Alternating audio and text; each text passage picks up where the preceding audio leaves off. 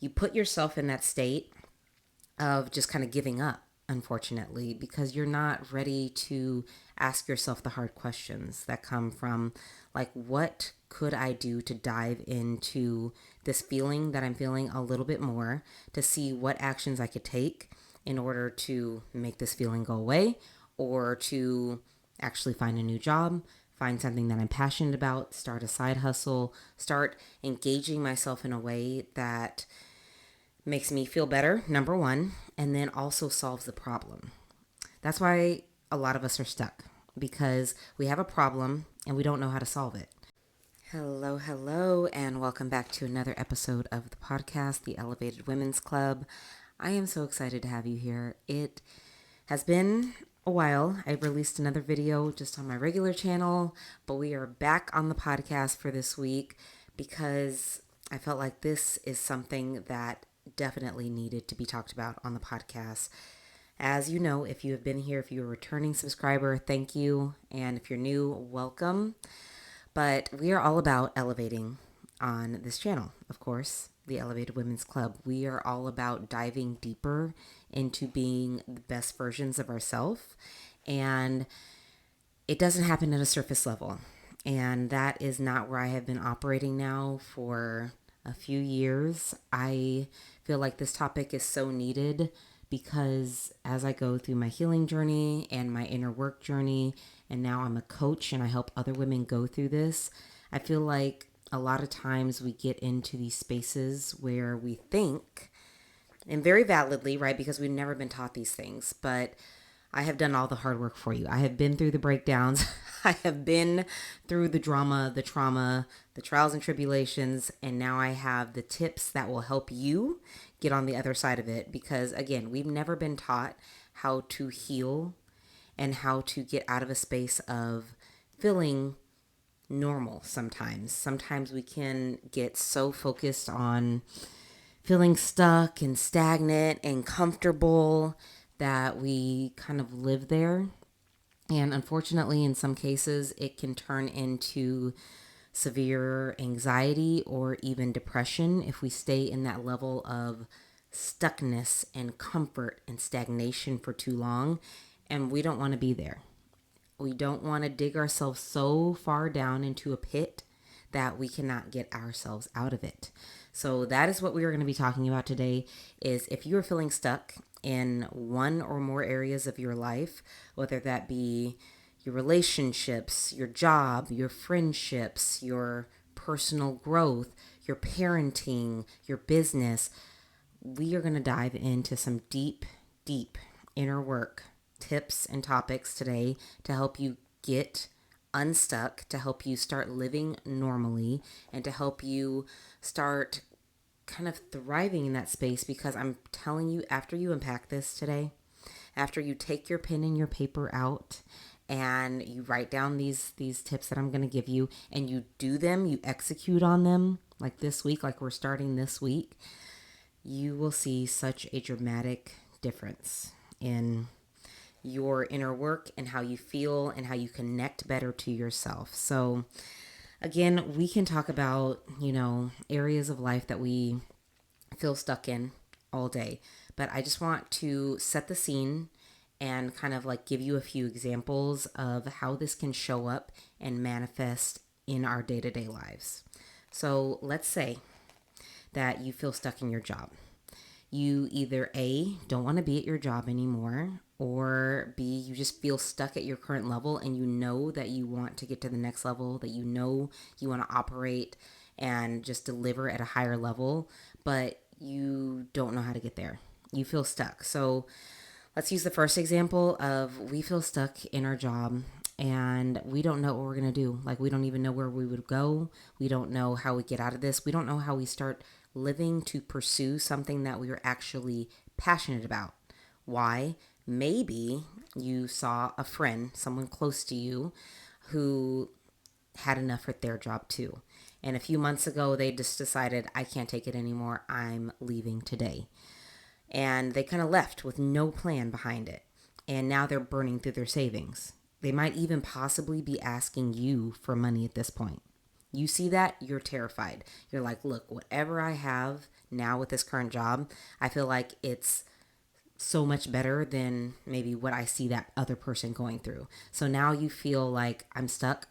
I can't get over this. I can't get out of it because if I do, I could possibly end up not finding another job or not being able to monetize my skills. So you put yourself in that state of just kind of giving up, unfortunately, because you're not ready to ask yourself the hard questions that come from, like, what could I do to dive into this feeling that I'm feeling a little bit more, to see what actions I could take in order to make this feeling go away, or to actually find a new job, find something that I'm passionate about, start a side hustle, start engaging myself in a way that makes me feel better, number one, and then also solves the problem. That's why a lot of us are stuck, because we have a problem and we don't know how to solve it.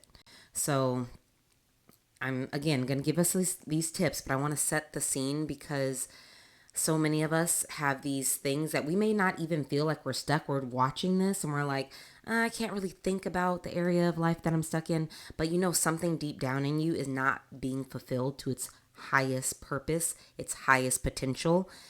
That is why you're here, and I'm so excited for that.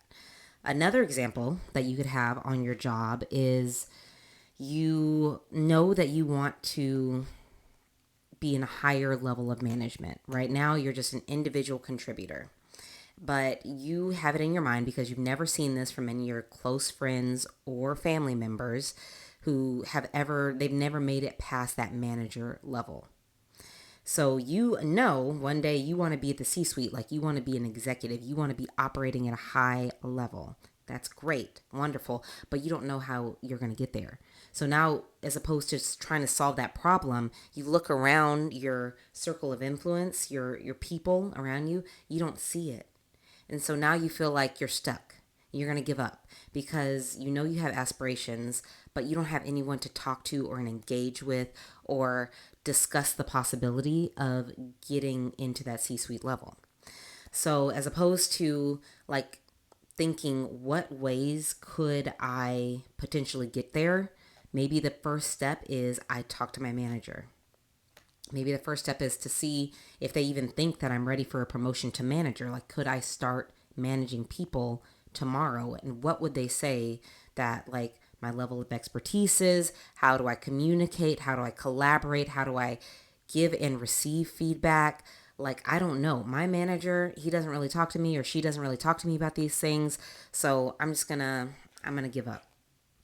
No one is unfortunately coming to save us, ladies. I am so sorry to tell you, but your manager is not likely, unless you have an amazing, incredible manager, which some of us might, but they're really not going to sit there and be like, you know what, I think Sarah, really deserves to get to the C-suite level. And I'm going to map out her whole career of what it's going to take to get her there. And I'm going to go up to her tomorrow and I'm going to ask her, hey, is this ever something that you thought about? And then Sarah's going to be like, I never have thought about that. Knew I was feeling stuck in my career a little bit, but thank you for bringing that to my attention. I think I do want to be in management. I think I do want to be in the C-suite. No one's coming to do that for us. Unfortunately, I will say the vast majority of managers will not seek you out asking to give you more money and put you in another position within the company. If you are phenomenal, stellar, I am sure that they are seeking you. Absolutely. But there has to be a level or a point that you're watching this and maybe this does not pertain to you. Maybe you're like, I'm totally comfortable in my job and that's that. I applaud that too. I'm just trying to get us to think of the possibilities of when you feel stuck. I want us to understand that you are the one that is stuck. Okay? Not your manager, not your mom, not your dad, not your boyfriend, not your cat, not your dog. Like, you are the one that is feeling this way. And so this is where the removal of those blocks come into play. Like, you have some mental blocks around either I can't go out on my own, start something I'm passionate about because I might end up like my friend who can't find a job and now is burning through their savings. Or maybe B, I have a desire to climb up higher at work, but I don't even know the first step to take. So I'm just going to give up. Like, I'm not saying that your block is work. I'm just trying to set the stage to say these are some of the things that we go through on a daily basis that we don't even think of as a feeling that could be keeping us stuck. Like, we don't think the reason that we are feeling stuck sometimes is because we saw someone else go out and try to quit a job and then they blew through their savings and now we're traumatized. We're like, oh, we don't want that to happen to us. Or then we try to get into a position that's like an executive level, but we don't have anybody around us that we can lean on for advice or we can go to try to help us get there. So now we feel stuck, right? Or we know something's missing, but we don't even realize the environments and the things that are going on around us that are keeping us in that state of just complacency. And I'm telling you this because this was me for a long time. Okay, this was me for a long time. So that is one example, but let's say you have a relationship. I know that most of us at some point in our lives could probably relate to feeling either stuck in a relationship that we knew was not going to be our life partner, or we felt stuck in the never ending realm of endless dates that we were just like, what is this? Where are the men, right? Where are the ones that are supposed to be the knights in shining armor coming to sweep us off our feet? Like, we just get stuck and thinking that this is never going to happen for us. Like, marriage may never happen for us. Or we see all of our friends getting married and we're like, what about our time? Like, what's going on here? Okay. Or we're in a relationship just to be in a relationship and we're not really feeling it. Like, you could be stuck in so many different ways when it comes to a relationship or not having a relationship with a significant other or partner. And I will tell you that I think I was fortunate to get my husband when I did, but I was totally, and I mean completely, ready to be by myself because what I was seeing out there with a pool of men, I'm just going to be real honest, and I probably wasn't like no catch at that point in my life either. So I just thank God for my husband. Like, I was maybe ambitious, like I was too career driven, I was too serious. Like, I don't know, I had this path created in my mind that I was going to be that girl in the corporate space, and my husband somehow like got behind me on that, even though it was like to the point where it was semi neurotic. Like, it was just too much. We'll just be honest, it was too much. And he's way more chill, way more relaxed than I am. So at that point, I even thought, like, maybe he's not ambitious enough for me. Like, no.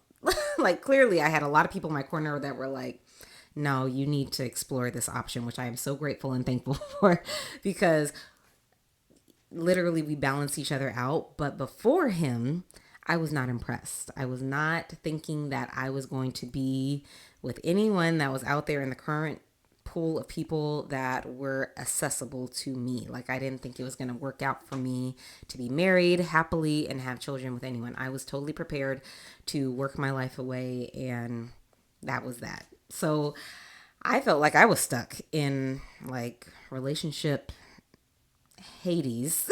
So I didn't think it was going to work out for me. I saw some of my friends having the same struggles, and I was just like, yep, no, don't want to continue down that road. And luckily it just worked out. But I would say that had it not, I would probably be single to this day. Like, you find your person, you're like, this is great. But if you don't find your person, you're like, nope, I'm not settling. And I don't want you ladies to settle either. But I'm telling you this because every level comes with new levels of challenges and new things that you can get stuck into. Because I will even say that for me, when I now have actually a pretty good balance of friends that are either happily married or they're single, or maybe they've gone through a divorce, unfortunately.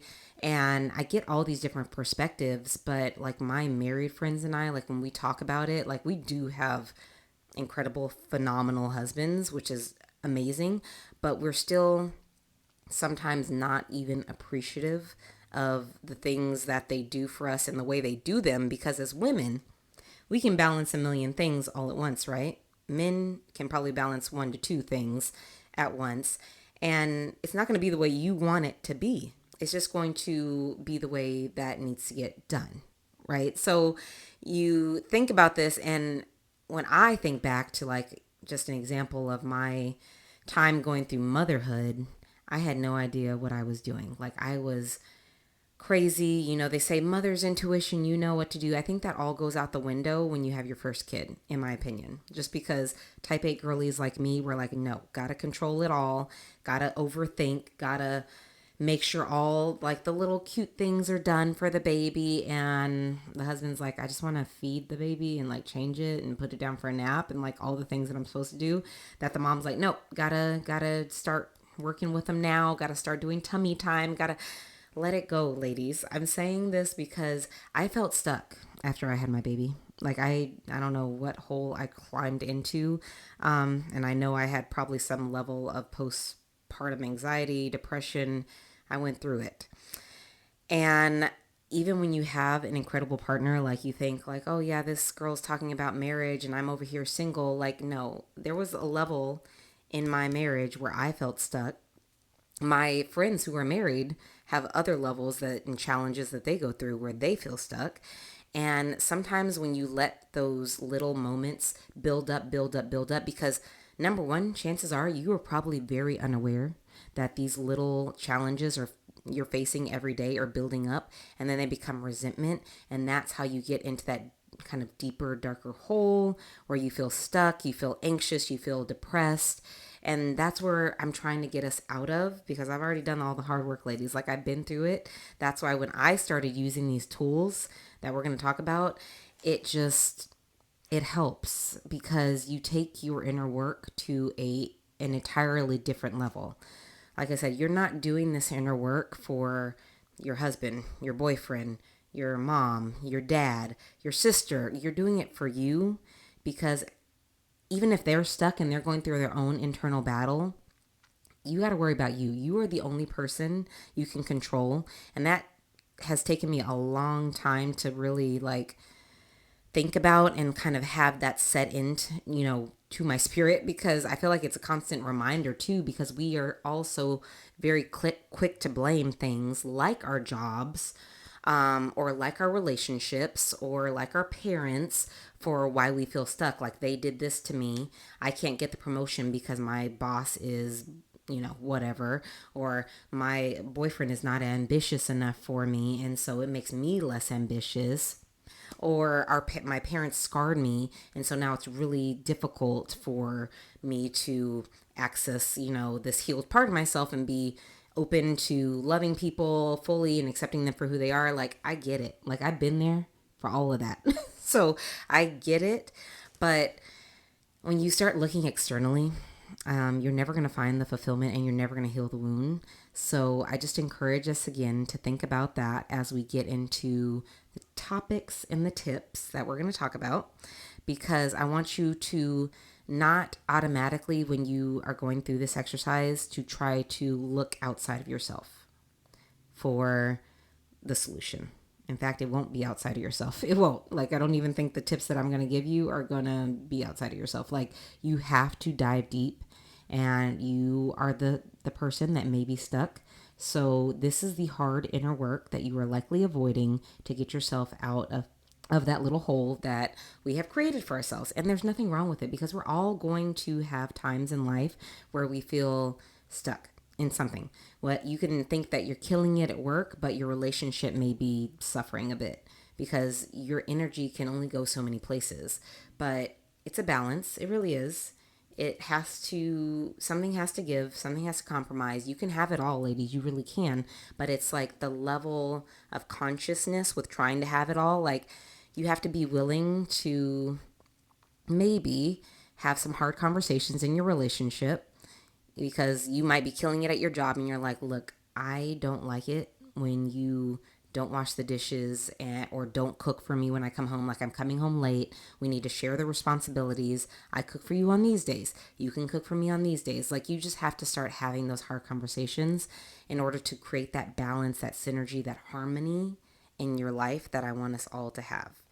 So I am now going to talk about the tips and the deep inner work that we need to do in order to get out of this unstuck place. And some of them are going to get a little deep, but the first one is going to say look at things from a different perspective and challenge your beliefs.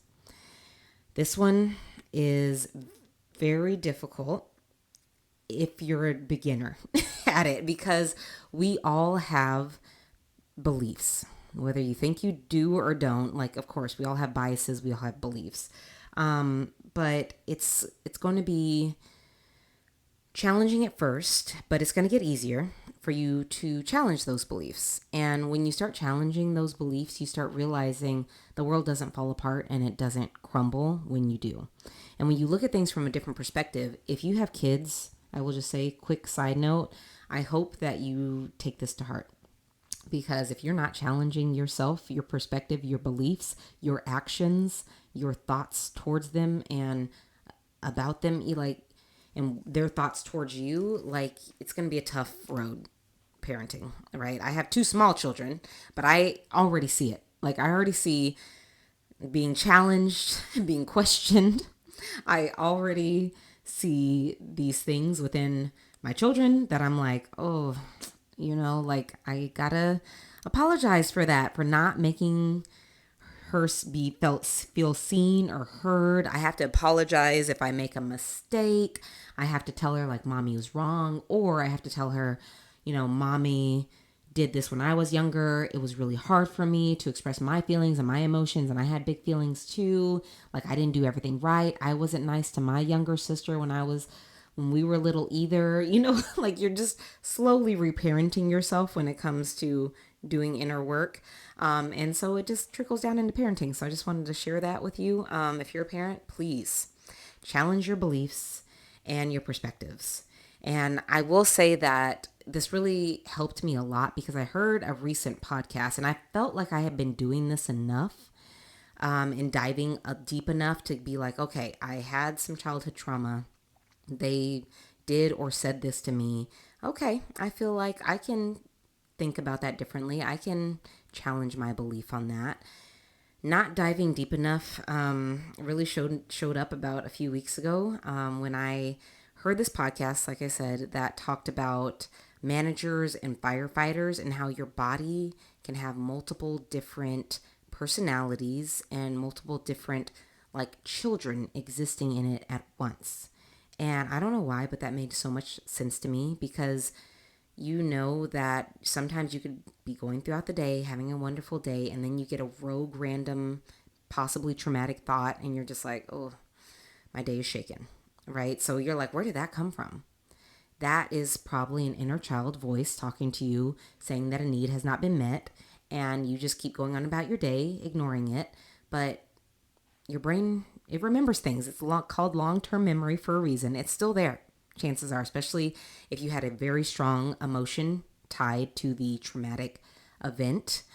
It's gonna keep you in that hole because it thinks that that's where you want to be, because you keep either reliving the trauma and not addressing the belief or perspective around it, or you're thinking that there's nothing to heal, even though you're just trying to get rid of it. You're just like, oh, okay, that's a thought I need to dismiss and just not think about.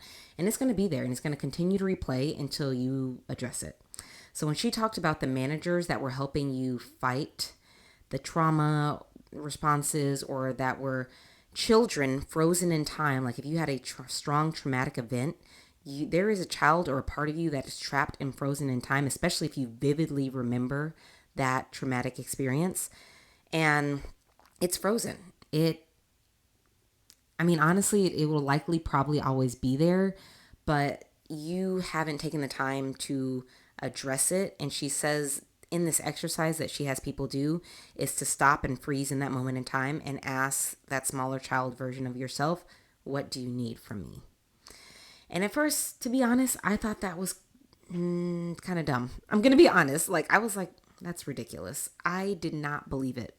And I'm sure you're listening to this and you're like, why would I do that? But when you start being more in tune with yourself and you actually give these things a try, it will make much more sense. So I decided a few months ago that I was going to give this exercise a try. And one thing I noticed is that there was one day where I struggle with releasing control. Just going to be honest. Yeah, I'm a type A oldest daughter, and it's been a struggle for me, but I work on it every day, and I have gotten so much better. I mean, light years ahead of where I was. But a few months ago, I noticed, like, particularly there was a situation that came up, and I think it was like a school, like we got some snow and there was a school day, and I just felt myself getting more tense until I had an outburst. And I talked about it on a previous video, but I was like, where did that come from? Like, I was trying to control everything, and then I ended up just dropping all the balls. I just dropped them all. And so after that, I still felt like I was a little tense in certain things, but my awareness was finally like on again. Like, I was like, okay, no, for today I'm a little stressed out. I don't even know why. What I need to do is think about the earliest memory that I can think of where I did not have any control. And I told myself, clearly, I'm a child. I likely, most of us watching, didn't have a lot of control on the way we grew up. Okay, so I was like, okay, this is going to be challenging. But for some reason, and it's going to get a little real here, so just bear with me. But I had an experience that happened to me when I was like late teens, where a family member put their hands on me in a way that was more than just like hitting or spanking. And I was terrified. I honestly didn't know how that situation was going to go. Clearly, I'm sitting here talking to you, thank God, because I will get to that in a second. But at that moment, my attention kept going back to that because I felt like even though it wasn't the earliest memory I'm sure that I had where I didn't have control, I just had zero control. And you can't really think or process how someone can react like that, and you have no control over someone reacting that way towards you. So you are in complete survival mode, fight, flight, freeze, and I really had no control. And my mind kept going back to that one situation. So I said, okay. And that was probably one of the most traumatic experiences I've ever had in my life. So I was like, okay, guess I need to revisit this because I likely haven't. I've told people about it, just family, friends, and now clearly I'm telling YouTube about it just for the sake of this example. But I was terrified. I was not in a good space, and I decided to freeze time. And I was like, let me just ask her in that moment what she needed from me. When I tell you, full breakdown, I was a mess. I thought I had done so much inner work. I thought I had had enough breakdowns. I had thought I had accessed enough trauma. I had thought I had, quote unquote, fixed enough things, right? Because that's what we always do when we think about like healing. It's not about fixing. We'll talk about that in a minute. But I had thought that I had gotten to a place where I at least didn't have to have any more major breakdowns. How wrong could I have been? Because I had not dealt with it. I had not addressed her. I had not asked her. And the things that she said to me that kept coming up were that I need love, I need peace, and I need someone to accept me for who I am. And I was like, wow. I was like, and I was like, okay, what else? And she was like, no, nothing else. So I was like, no, there has to be something else. And my younger version, I was like, no, that's all I wanted. That's all I've ever wanted. But what I was doing at that moment, and I think why I'm so trapped, is that I wasn't expecting that reaction, that horrible negative reaction from that person. And I don't even know what I did, right? I had no idea what I did. But it happened. And then I was just wanting that person to give me those things, the love, acceptance, the peace. But what I had to realize when I thought about reframing my perspective on this is like, now that I'm into my spirituality, me and God, we talk, we connect. I'm like, that was an experience that I went through that was likely for my benefit in some way because I'm sitting here talking to you right now about it, and I healed it that way someone else can shift their perspective on what happened to them. And I know there's a lot of horrible traumas and a lot of horrible things that people have done to them. So take that with what you will, but if you want to heal it and get past it, I know that by me going through something traumatic as well, I meant to tell people how to try to reframe it. And so I started asking myself these questions like, okay, why did I go through this? And I'm like, what if I was meant to go through this because I was meant to find God later? And I was meant to realize that God already loves me. He already gives me peace. And He already accepts me for exactly who I am because He created me.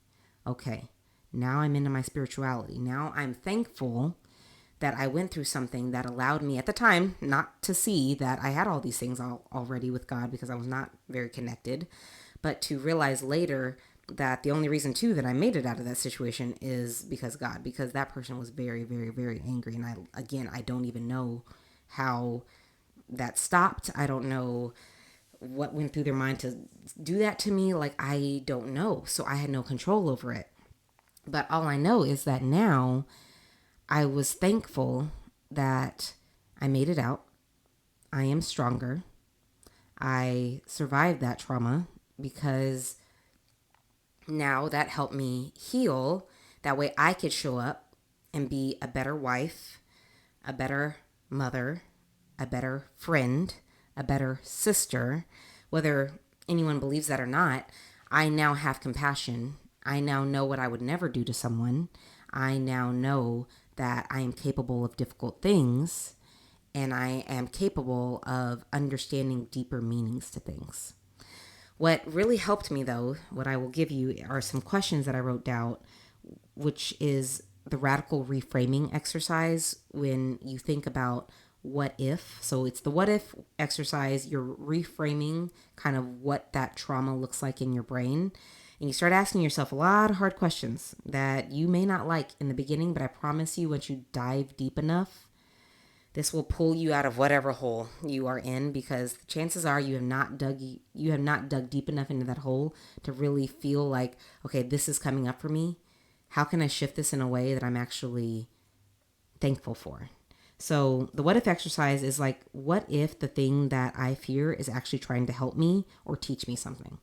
For me, that taught me that I am thankful to, number one, be closer to God, to be a better wife, to be a better version of myself, be a better mother, be a better friend.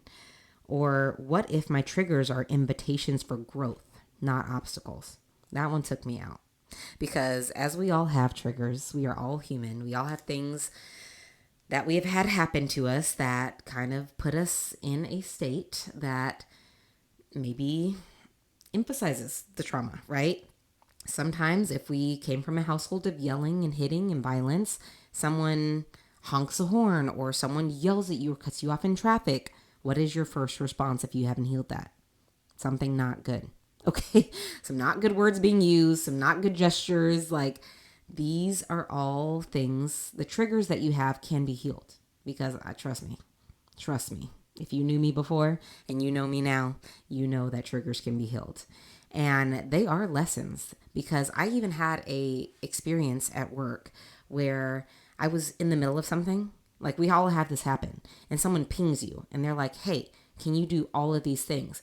And I immediately, like, this was like a year or two ago, I lost it. Like, I just, not even like crazy, but I was like, I had a very strong reaction to that I don't think I should have had. I was like cussing. I was mad. I was like, how could they ask me to do all these things? And then I had to sit there and think about, like, how childish is this? Why am I reacting in such a way that doesn't warrant this? Like, this level of a reaction. Could it be that I have some unresolved traumas and triggers that I need to work through that teach me a lesson? Absolutely. So the next time that person did that, what do you think my response was after I journaled about it thoroughly, after I changed my perspective? And I was like, maybe they were also getting pressure from their manager to get something done, and they really just genuinely needed my help. Okay. What if I believe that this person is just doing this to aggravate me or irritate me or ruin my day? But what if I shift that and say, no, what if this person is also scared? They just think they're going to lose their job, or they just had a question and it wasn't even urgent and they just asked me to do something whenever I had time. They just didn't phrase it right. That is a different that's going to elicit a different reaction from someone than the automatic negative response, which is this person is a piece of crap and they've now asked me to do something that's not my job and to help them with something that I don't even do. And now I have to take time out of my schedule to work on their junk. Like, no, how about we just relax and we take a pause. Maybe they don't have good intentions, but your reaction is something you control. Your perspectives and your beliefs around the situation and that person are something you control. So, how could you shift that now to start looking at it from a different lens that you're like, okay, I have a level of compassion for that person or what was done to me. And now I'm looking at it as a teaching moment. So, what if this was actually meant to teach me something and to heal something in me and to have me address something finally that I have been putting off for years? Okay. That's one. And the last one that I think has resonated with me the most is what if I went through this and it was meant to help someone else? I think about this all the time because as I get into my coaching business, I could probably cry thinking about it, but I'm like, I have talked to so many women that have been through so many different things. And some that I'm just like, that is incredible that you have made it through this and you still have this spirit about you. No one wants to go through trials and tribulations like that, but unfortunately, we all will. And sometimes those are meant to help other people.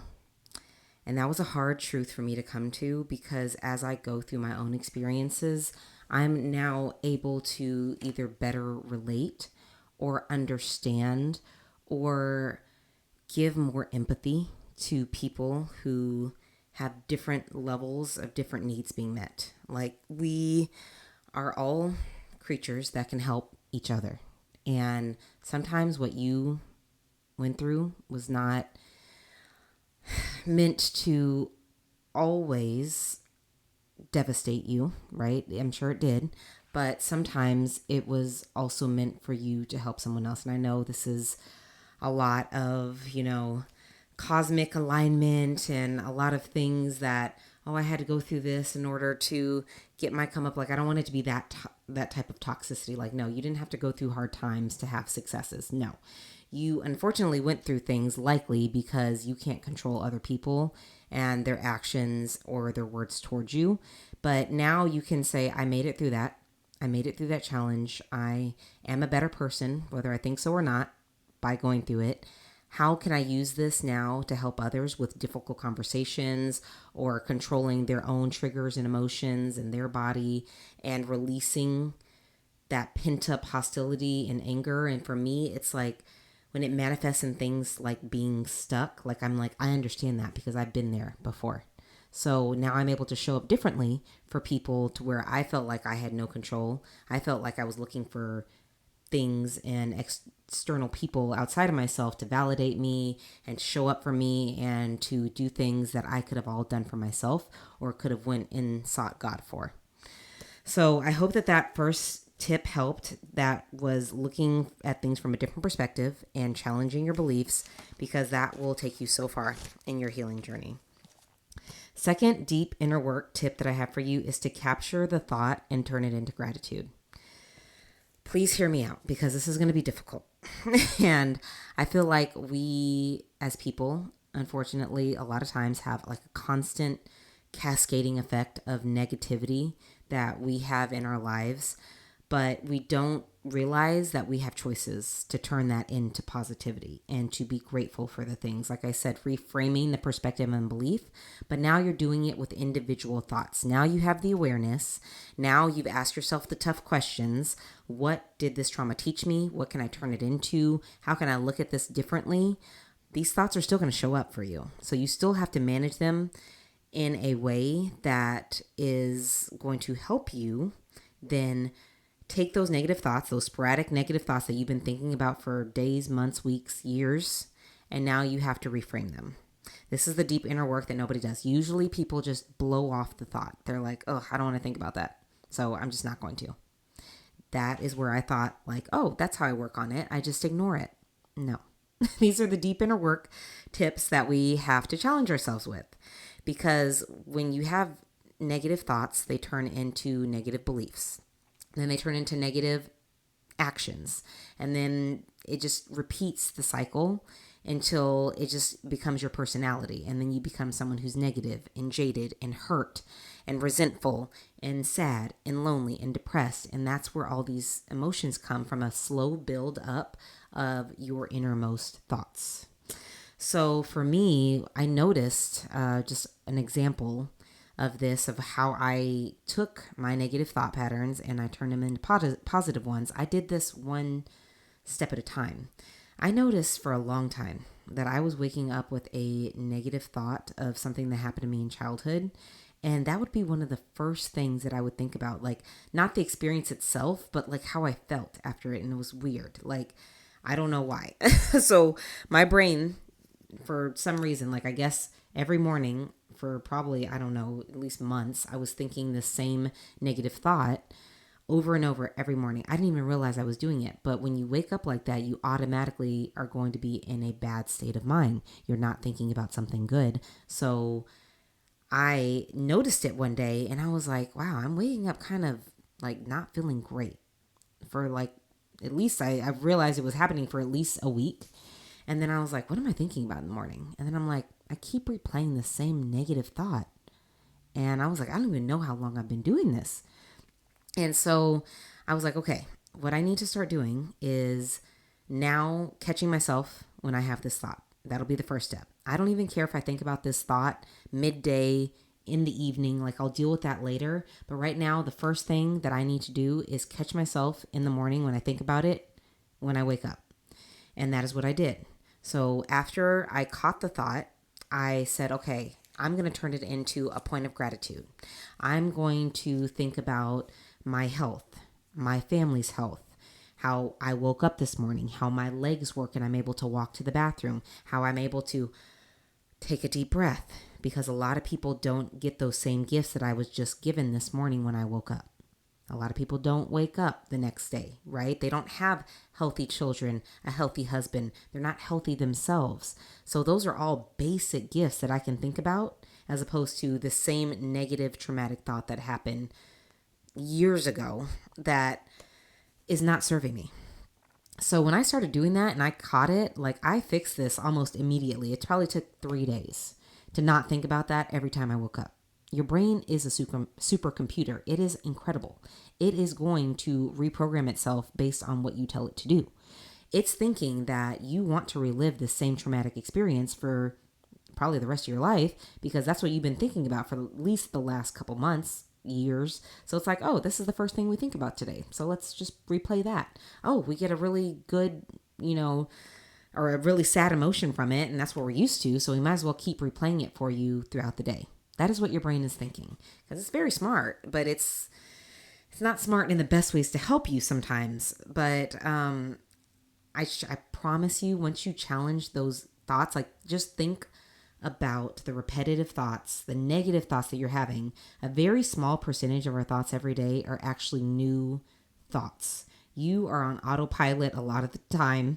You are replaying the same thought patterns day in and day out. If you would just actually think and catch those thoughts and become aware that you're having these thoughts and that you're checking in with your mood throughout the day, like, okay, I don't feel great. What have I been thinking about for the last 5 minutes?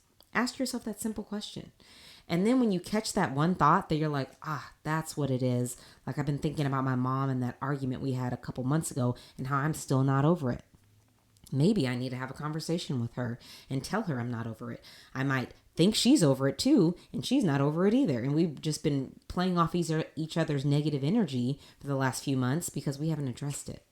It could be that simple, or it could be more complex, but I'm telling you, once you start catching it and then remembering all the things in life that you are grateful for, your health, your wealth, your dreams, your goals, the fact that you stood up today, the fact that you took a breath this morning, your eyes working, your ears working, hopefully, like if all of those things are good things that are happening, the roof over your head, hopefully, if all of those things are blessings in your life, I encourage you to start replacing those thoughts with the negative ones. You can train your brain to be positive. These are all choices that I had to tell myself and get real with.